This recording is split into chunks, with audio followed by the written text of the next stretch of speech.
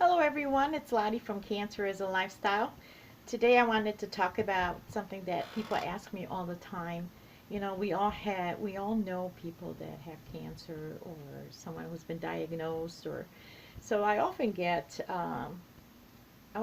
this question because from my friends, when they say, hey, my coworker or, my sister or somebody, my next door neighbor, or at my church, hey, they got cancer, and I really would love to do something for them. So what can I do for them? How can I make their life a little easier right now? So I get this asked all the time, and what can we do for them? What can I do for them? I've noticed that people generally really want to help. They really want to help. They want to do good, things for them and all. So I'm going to give you some tips. I'm going to give you some things that, suggestions that you can do for them. Now, also remember, everyone is different, so I don't want to be like, this is the, the rule, this is how you got to do it. No. And I'm going to give you my opinion on this too, because there's some things that what I like and I don't like, but that's not in this list though, okay?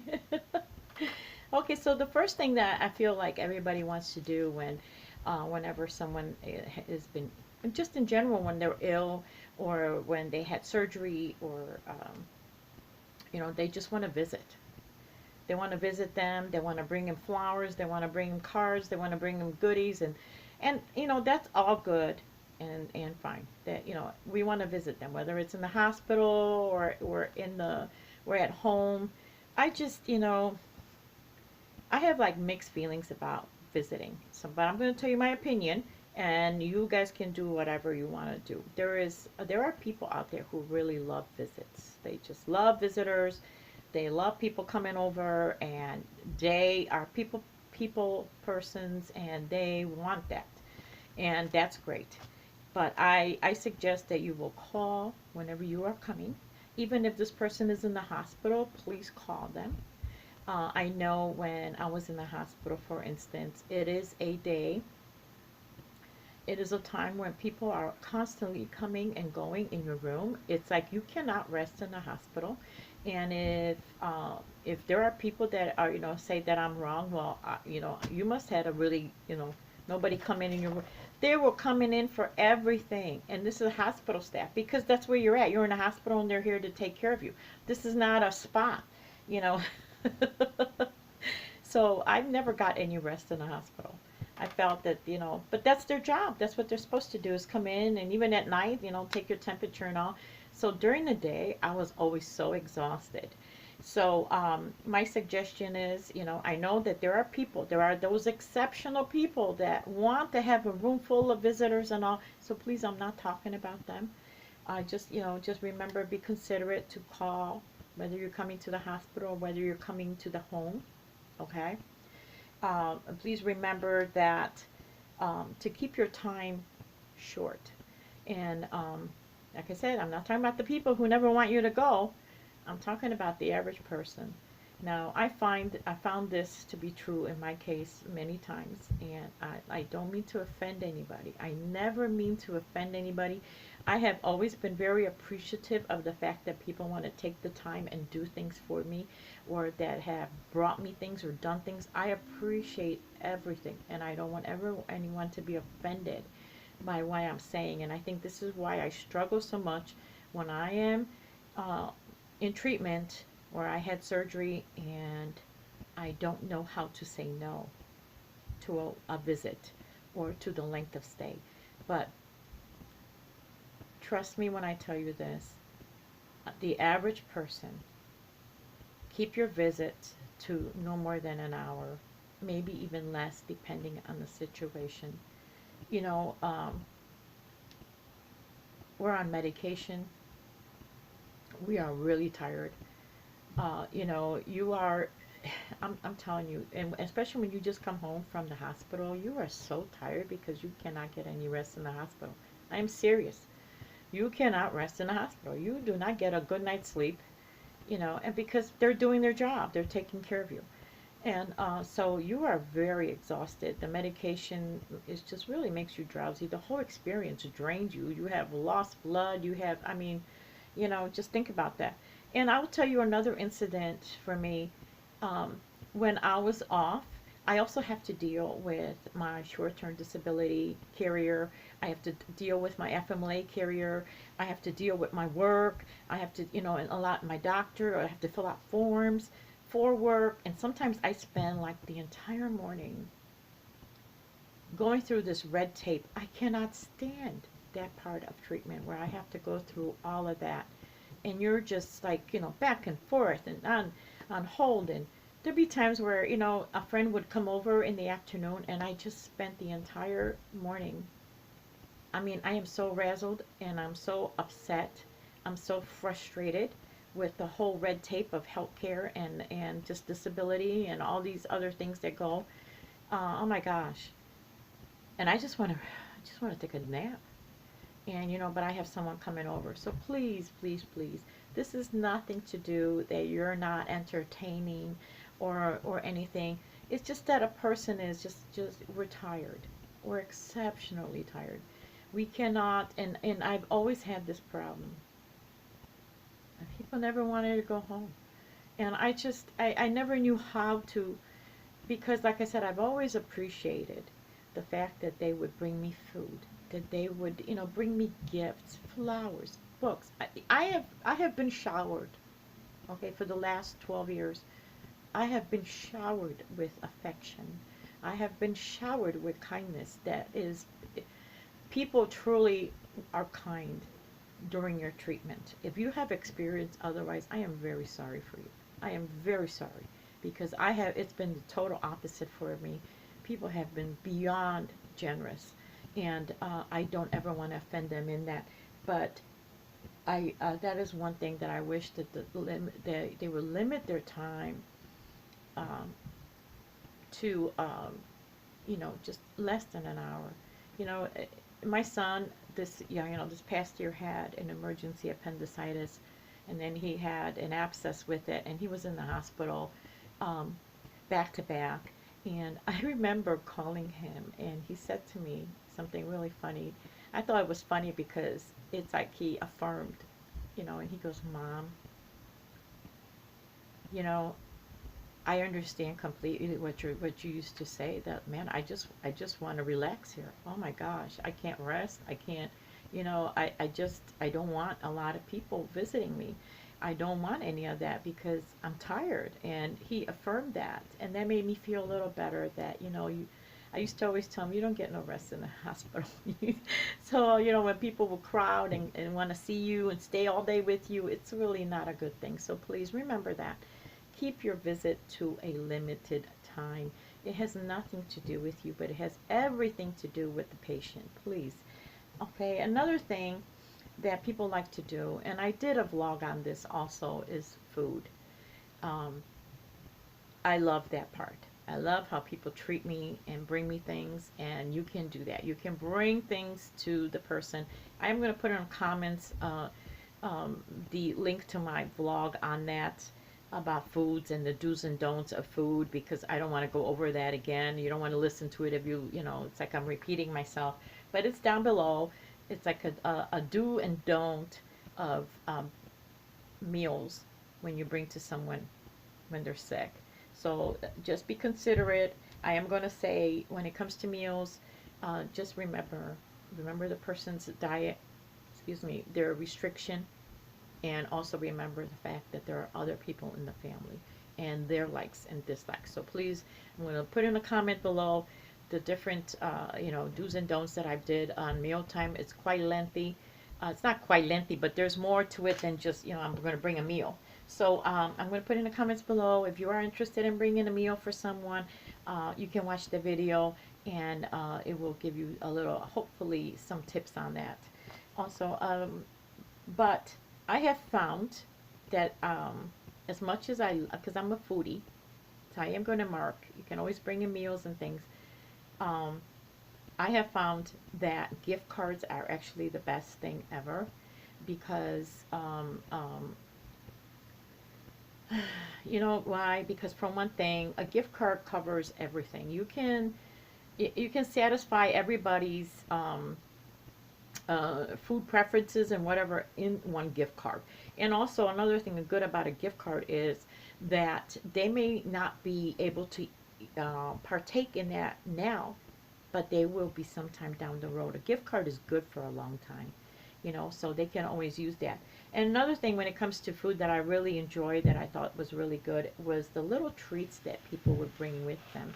And by that I mean like they would stop and get me my favorite coffee, something that was such a treat to me when I was in treatment. I really like that.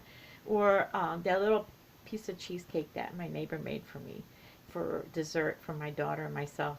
That was such a sweet little thing, and it wasn't a lot. Or it's the little things like that. My aunt used to bring me these little special parfaits or at the hospital as a treat because, there's nothing wrong with the hospital food. It's just that it's very dietary, right? They only put a limited amount of salt and pepper and seasonings. But she would bring me these little yogurts or things, and they were really nice little treats. So I like that. I like that more than the fact that there was a meal prepared. Although I love that too because I'm a foodie. But the little things I really, really liked. I thought that was because these are the things that I normally would have not gone out and bought for myself. But the fact that somebody thought of me and they brought me the little parfait, I really love that when it came to food. So another thing you can is do the really tiny little things that you think that don't matter, but yet they do. I'm going to tell you, and I've used this story before. I really loved what one of my moms did. I used to teach Sunday school, and for one of my treatments I was going through, I was still teaching Sunday school. And I probably shouldn't have because I was tired, but I wanted my life to be normal, and but one of the things about teaching Sunday school is that you would miss out on communion a lot of times because, or they would come down and, you would take your communion, and it'd be like a aftermath, you're busy, you got kids, you take your communion and go. And it wasn't that special thing for me like I like it used to be. So, and I made a remark to one of the moms then, and she came down the next time we had communion, and she took over my class so I could go up and have that. It really brings tears to my eyes when I think about that because it was such a little thing, but it meant so much.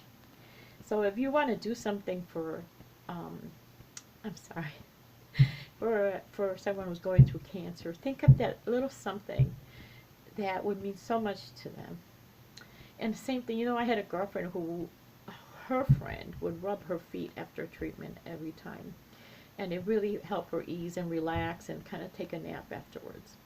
So do the little things that you think mean absolutely nothing, but they mean a lot to somebody else. So I'm sorry about that.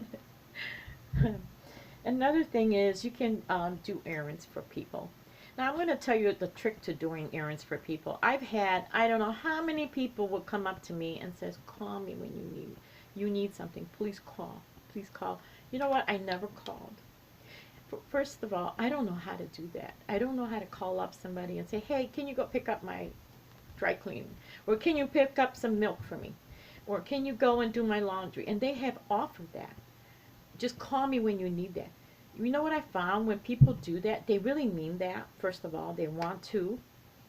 They're offering their help. But we don't know how to take it.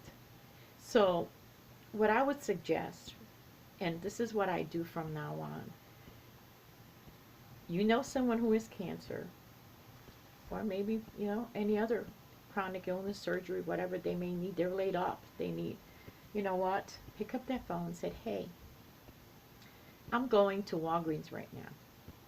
Do you need anything over there from me that I can pick up for you?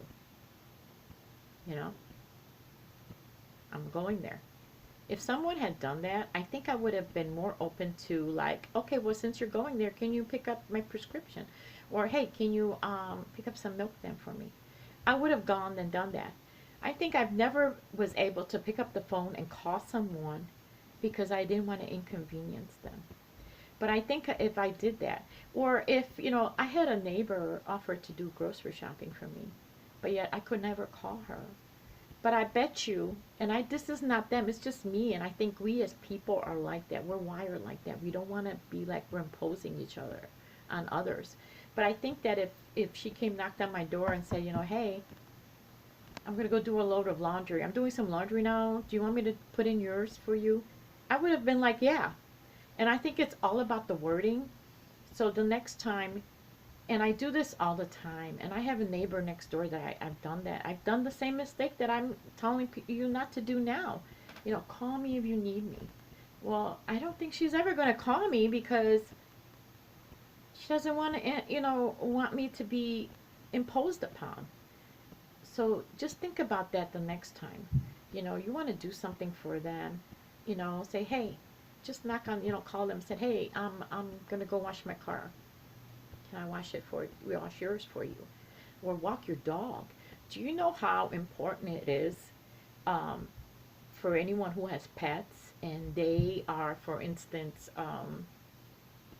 they have a pet and they're going through treatment? They can't even be handling anything with bacteria in it. Just the fact that somebody would want to walk the dog for them, that is absolutely fantastic. Okay, another thing someone can do for you, that you can do for someone with cancer is be their chemo partner. Now, I will advise anyone who's going through cancer for the first time to actually have a chemo partner. It is extremely important for you to have a chemo partner. First of all, you're so overwhelmed and anxious. My chemo partner did everything for me. Absolutely everything.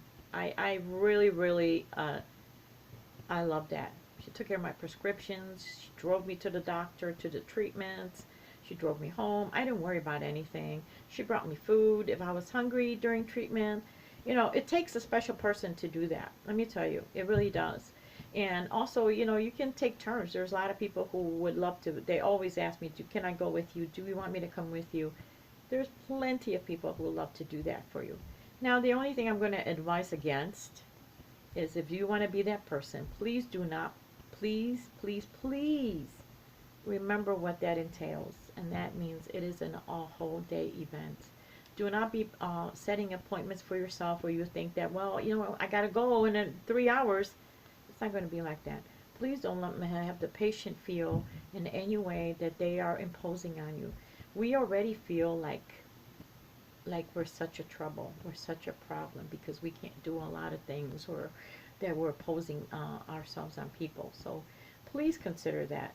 And also, I'm going to say for the next, probably one of the other things that I really, really enjoyed that people did is that they made me things. I've had a prayer shawl made for me that the whole church women's group prayed over.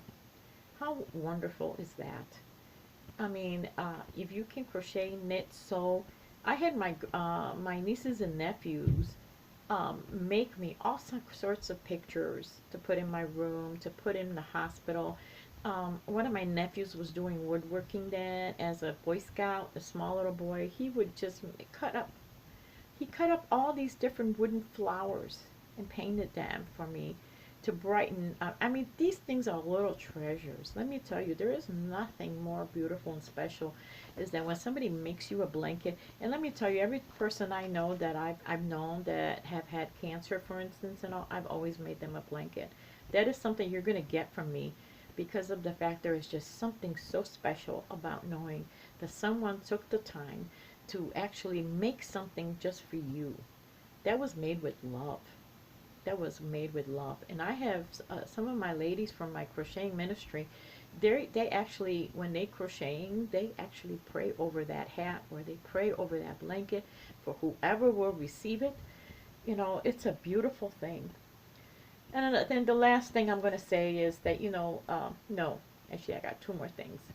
You know, I had I had some people, there's this organization called Phil's Friends, but you don't need to go there. You don't need to be with them.